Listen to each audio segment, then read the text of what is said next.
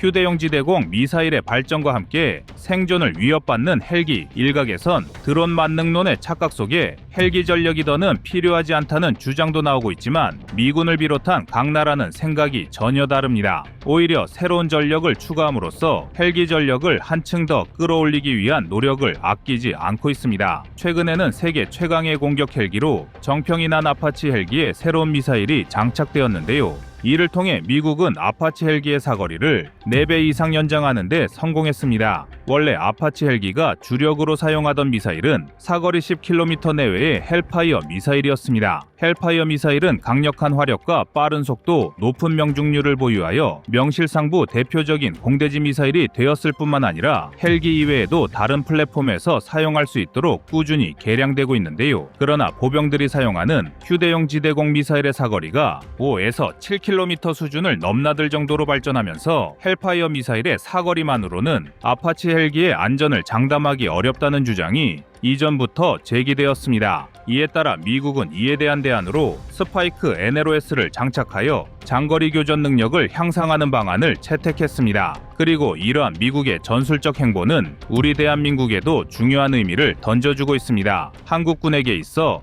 헬기 전력은 여전히 매우 중요한 중추 전력 중 하나입니다. 폭등한 가격으로 인해 아파치 헬기 추가 도입은 중단되었지만 한국은 36대의 아파치 헬기를 보유하고 있을 뿐만 아니라 아파치 헬기를 보조할 소형 무장 헬기 미르온을 자체 개발하여 전력화하고 있습니다. 또한 한국은 산악지형이 많아 아파치 헬기 등이 능선 후방에서 적에게 노출되지 않은 상태로 지상군을 손쉽게 무력화할 수 있으며 육군 전력의 진격 속도에 맞춰 장시간 비행과 대규모 화력 지원을 할 수 있는 무기체계는 헬기가 유일합니다. 보병이 들고 다니는 소형 드론은 절대로 이러한 임무를 할 수 없기 때문에 드론만을 믿고 헬기 무용론을 주장하는 것은 무기체계의 임무 특성과 장점, 한국군의 작전 환경을 전혀 고려하지 않은 이야기에 불과한데요. 더군다나 북한과 중국의 막대한 기관 물량을 효과적으로 제압하기 위해서는 한국도 아파치와 미르온의 전략적 강점을 더욱 극대화할 수 있는 방안이 필요합니다. 한국은 현재 미르온에 장착하는 무장체계로 우리가 자체 개발한 천검을 사용하고 있습니다. 천검은 사거리와 관통력 등 주요 성능 지표에서 헬파이어에 준하는 우수한 성능을 보유하고 있는데 이를 적절하게 개량한다면 장거리 미사일을 장착하게 된 아파치 헬기 못지않은 대전차 미사일로 거듭날 수 있는데요.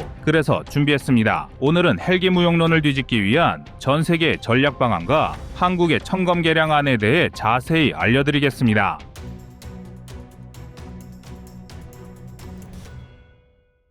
러시아 우크라이나 전쟁에서 드론이 활약하자 많은 무기가 얼토당토하는 무용론에 시달리고 있습니다. 가장 먼저 무용론을 얻어맞은 무기는 전차였는데요. 그러나 이내 현대전장에서 전차의 전술적 가치는 여전하다는 것이 밝혀졌습니다. 적 보병의 화력을 무력화하고 야지에서 시속 50km 속도로 기동하며 120mm 주포로 적의 방어선을 붕괴하는 전차의 역할을 대체할 무기체계가 없었기 때문입니다. 그리고 이는 헬기도 마찬가지입니다. 여전히 적의 기갑부대를 제압하는 효과는 드론이 헬기를 따라올 수 없으며 다량의 헬기가 격추당한 러시아조차도 전장에서 아직까지 헬기를 매우 유용하게 활용하고 있습니다. 오히려 대규모 반격을 진행하던 우크라이나군을 막아내는데 가장 큰 전과를 올린 것이 헬기였다는 점만 보더라도 헬기의 전술적 가치를 간과해서는 안 됩니다. 사실 헬기가 전장에서 생존성을 위협받게 된 결정적인 이유는 드론이 아니라 지대공 미사일이었습니다. 이라크 전쟁 등을 거치며 적의 대공 미사일에 헬기 전력을 손실한 미국은 이전부터 헬기의 생존성을 높이는 다양한 전략을 연구하여 실전에 적용하였으며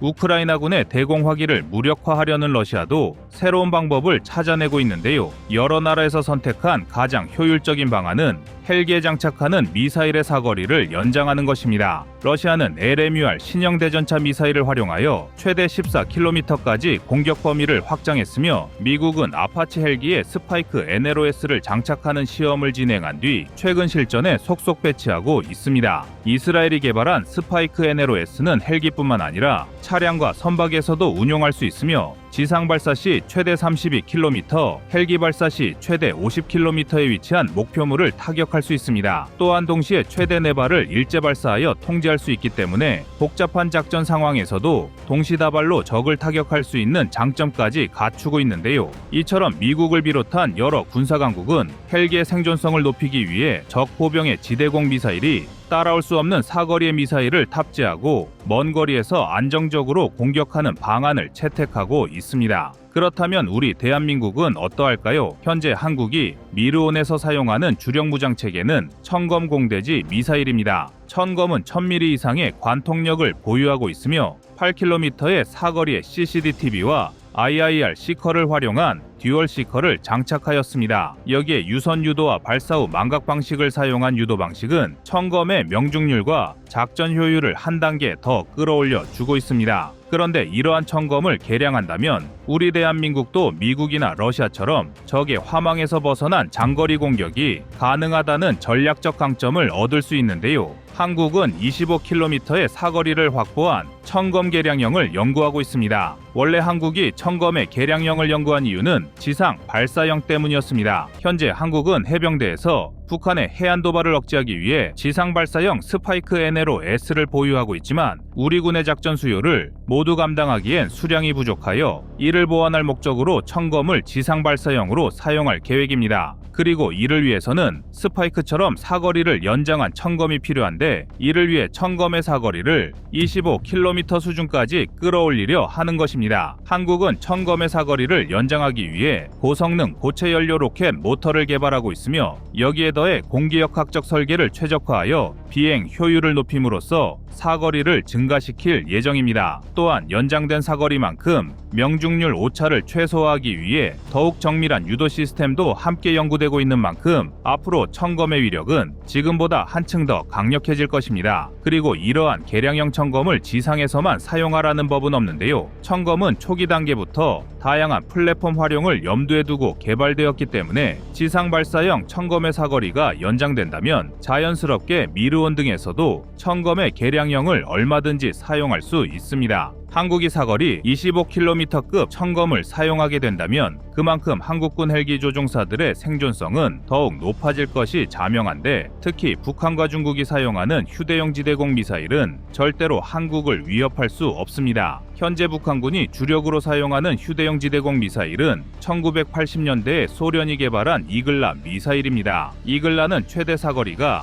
5.2km 수준의 실용 상승 한도는 3.5km로 한국이 25km급 사거리의 천검으로 공격한다면 이글라로 미르온을 격추하는 것은 불가능합니다. 만약 한국이 사거리 8km의 기존 천검을 그대로 사용한다면 유사신 미사일의 명중률을 높이려 표적에 가깝게 접근했다가 적 대공 미사일의 사거리 안에 들어갈 수 있는 위험이 있었지만 3배 이상 늘어날 사거리는 이러한 위험 부담을 원천적으로 봉쇄하는데요. 게다가 북한이 설령 러시아의 최신형 지대공 미사일인 9K333 베르바 등을 도입한다고 하더라도 해당 무기들은 최대 사거리가 7km를 넘기 어려워 마찬가지로 우리를 위협하는 것은 어렵습니다. 또한 유사시 중국군이 한반도를 넘어오더라도 미르온과 천검이 중국 기갑부대를 제압하는 것도 가능합니다. 한국군에게 헬기가 유용한 이유 중 하나는 중국군의 남하를 저지하는 데 최적화되어 있기 때문입니다. 북부 정우 예하에는 각종 전차가 1100대 이상, 장갑차가 1550대 이상이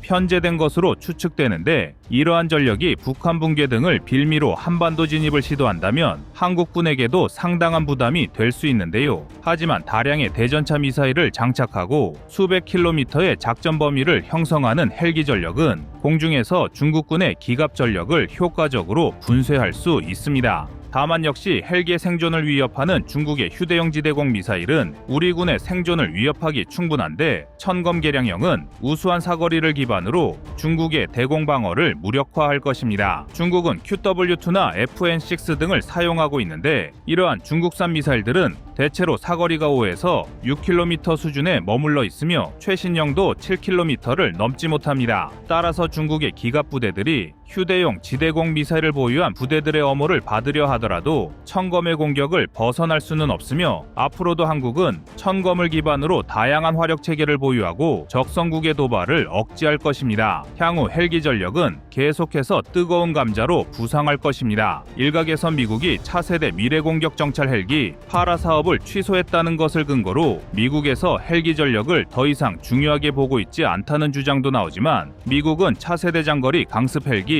플라 사업은 그대로 진행하고 있으며 이를 통해 전력화될 V280 벨러에 중무장을 더한 무장형 개발 사업에도 많은 예산이 투자되고 있습니다. 따라서 단편적인 요소와 일부 신무기만을 가지고 특정 무기를 만능처럼 여기거나 헬기 등 기존의 무기 체계가 무용하다는 주장은 너무나도 편협한 시각입니다. 전쟁은 절대로 특정 무기가 모든 것을 좌우하지 않으며 헬기는 나름대로 그 역할과 작전 계획이 갖춰진 우리 군의 핵심 무기 중 하나인데요. 미국과 러시아가 장거리 미사일을 통해 자신들의 헬기 전력을 재편하는 것처럼 한국도 특정 무기에 대한 맹목적인 만능론보다는 현재 보유한 전력을 얼마나 더 개선하고 효율적으로 사용할지에 대한 전략 전술적 고민이 선행되어야 할 것입니다.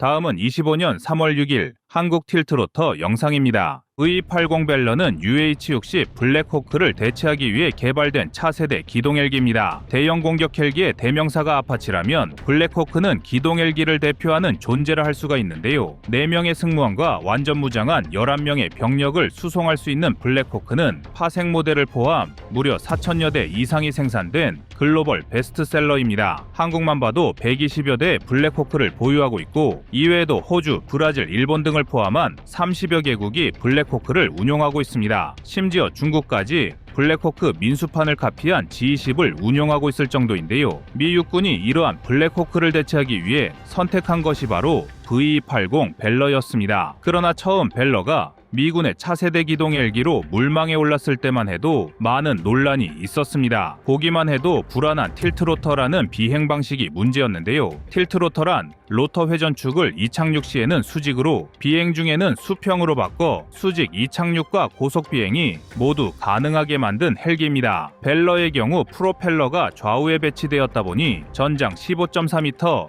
전고 7m의 전폭은 무려 24.9m에 달합니다. 블랙호크의 길이가 16.3m였던 점을 감안하면 그 부피감을 가늠할 수가 있을 텐데요. 전폭이 크다는 것은 적에게 쉽게 노출되어 표적이 된다는 단점이 있지만 기계적인 약점도 문제였습니다. 틸트로터는 이륙을 위해 프로펠러를 수직으로 꺾었다가 비행 시엔 수평으로 펴는 등 복잡한 움직임을 소화해야 합니다. 당연히 그만큼 기술 난이도가 높고 복잡한데요. 이러한 프로펠러가 한 개도 아닌 두 개다 보니 정비성이 좋을 리가 없습니다. 복잡한 구조 때문에 신뢰도가 떨어진다는 것도 큰 문제입니다. 오죽하면 벨러의 이전 모델이었던 틸트로터 방식의 V20이 오스프리는 크고 작은 고장에 시달리며 추락사고도 여러 번 내 수십 명의 사망자를 발생시키기도 했습니다. 그러나 결국 미 육군은 악명 높았던 틸트로터 방식을 다시금 선택했는데요. 그 이유는 명확했습니다. 바로 벨러의 최고 속도와 순항거리가 기존의 한계를 뛰어넘었기 때문입니다. 블랙호크의 최대 속력은 시속 294km였지만 벨러의 최대 속력은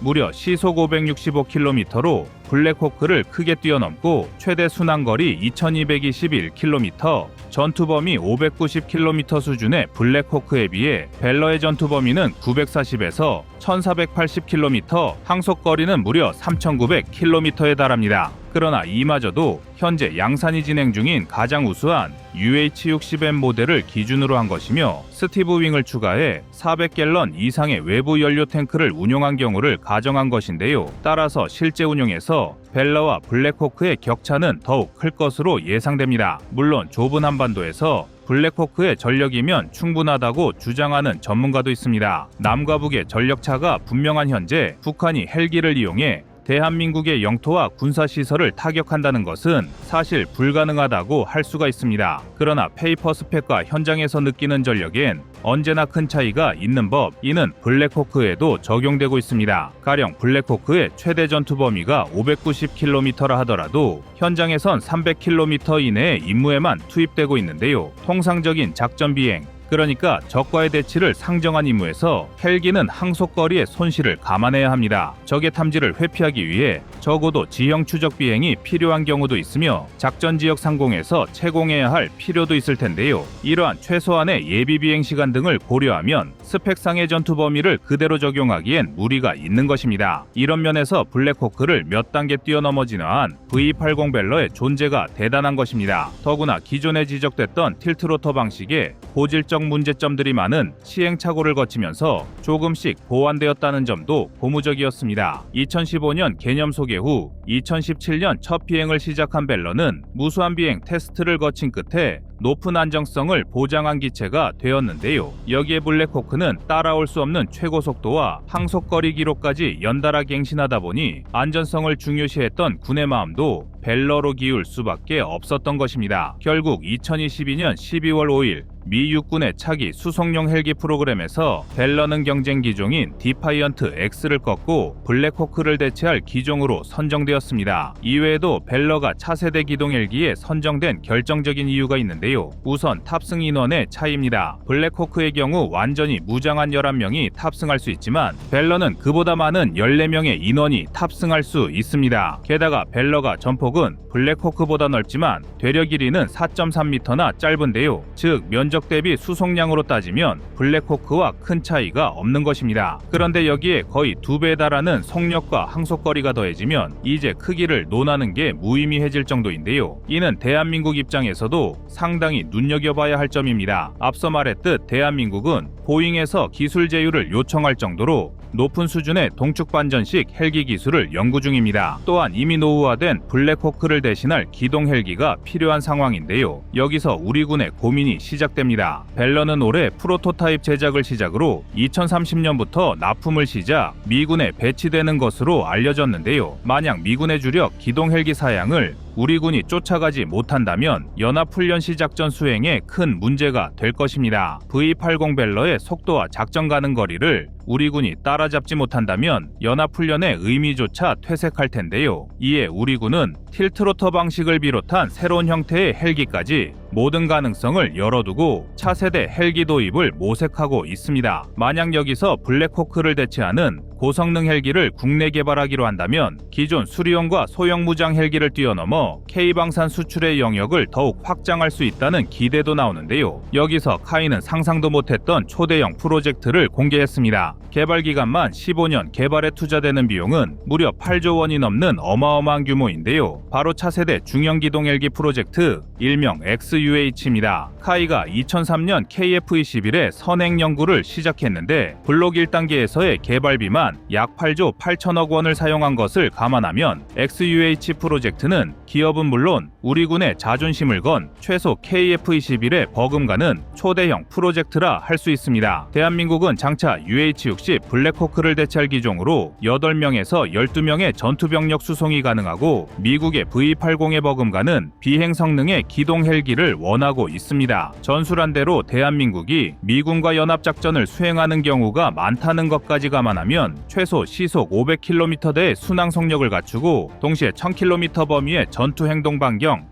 3000km 수준의 페리 항속거리는 갖춰야 한다는 얘기입니다. 그러나 시작도 하기 전에 겁부터 먹을 필요는 없습니다. 수리온을 거쳐 소형 기동 헬기까지 대한민국의 헬기 개발 능력은 이미 세계적인 수준인데다 KF-21 보라매와 같은 초대형 프로젝트를 진행시킨 경험도 갖고 있습니다. 구체적인 개발 의지와 로드맵이 있다면 결코 불가능한 일은 아닙니다. 다만 새로 도입될 방식이 동측 반전이나 로터 푸셔 방식 아니면 이를 복합적으로 응용한 기종이 될 수도 있는데요. 미군이 V80 벨러를 도입했다고 해서 대한민국도 틸트로터 방식을 도입하는 것은 몇 가지 점에서 우려를 자아내기에 충분합니다. 앞서 언급했듯이 틸트로터 방식은 프로펠러를 수직, 수평으로 기울이게 함으로써 헬기와 고정기기의 장점을 하나로 결합했다는 장점을 갖고 있습니다. 덕분에 좁은 공간이나 급박한 상황에서 운용이 자유롭고 전술적 유연성이 뛰어납니다. 또한 연료 효율이 높아서 장거리 임무 수행에 적합한데요. 그러나 이를 갑자기 우리가 적용하기엔 기술적 난이도와 개발 및 운용 비용이 많이 들고 비행 중 프로펠러 전환이라는 위험성을 경고하는 전문가들이 많습니다. 공격 헬기가 직접적인 전투 작전에 초점을 맞춘 무기 체계라면 기동 헬기는 병력과 물자의 수송 및 이동 지원을 핵심으로 한 전력이라 할 수 있습니다. 때문에 가장 합리적인 제안으로 기존 헬기와 비슷한 형태의 복합식이 대두되고 있습니다. 작년 7월 합동참모본부는 최근 차세대 고속 중형 기동 헬기가 필요하다는 육군의 소요 제기를 인정하는 소요 결정을 의결했습니다. 현재 차세대 고속 중형 기동 헬기에 대한 선행 연구가 진행 중인데요. 앞으로 한국국방연구원의 사전 타당성 조사 등을 거쳐 사업이 원활하게 진행된다면 늦어도 2040년엔 현장 배치가 가능할 것으로 전망하고 있습니다. 2040년까지 15년이면 아직 시간도 많이 남은 먼 미래의 일처럼 느껴지는데요. 그러나 KF-21의 사례처럼 무기 개발에 드는 시간과 절차를 고려하면 오히려 촉박한 편이며 자체 개발에 나섰을 경우 미국의 기술 발전 속도도 따라잡아야 해 시간이 많지 않다는 분석입니다. 헬기 기술이 전무했던 대한민국은 두 번의 헬기 사업을 거치면서 상당한 기술 축적을 이룬 것으로 평가받는데요. 이번 차세대 기동 헬기 사업은 과연 어떤 모습으로 진행될지 귀추가 주목됩니다. 이상 꺼리튜브의 두 번째 미션이었습니다.